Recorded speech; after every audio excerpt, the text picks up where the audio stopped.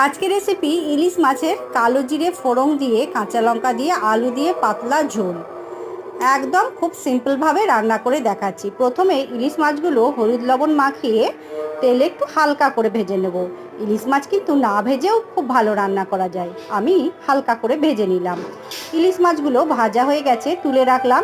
এবার ওই তেলে দিয়ে দিলাম সামান্য কালো জিরে ফোড়ন আর দুটো কাঁচা লঙ্কা চিড়ে। ফোড়নটা ভালো করে ভাজা হয়ে গেলে সেদ্ধ করে রাখা আলুগুলো ভেজে নেব। আর দিয়ে দিলাম সব স্বাদ অনুযায়ী হলুদ আর পরিমাণ অনুযায়ী একটু জিরে গুঁড়ো। ভালো করে শুকনো মশলাটা ভেজে নিয়ে পরিমাণ মতো জল দিয়ে দেবো। এবার স্বাদ অনুযায়ী লবণ দিয়ে দেবো। লবণটা দিয়ে একটু ফুটিয়ে নেব। ঝোলটা যখন ফুটে উঠবে তখন ভেজে রাখা ইলিশ মাছগুলো দিয়ে ঢাকা দিয়ে 2 থেকে 3 মিনিট ফুটিয়ে নেব। বেশি সেদ্ধ করার প্রয়োজন নেই, যেহেতু ইলিশ মাছ নরম আর আলুগুলোও সেদ্ধ করা আছে। 2-3 মিনিট পর ঢাকা খুলে আমি দেখে নেব ইলিশ মাছের আলু দিয়ে পাতলা তেল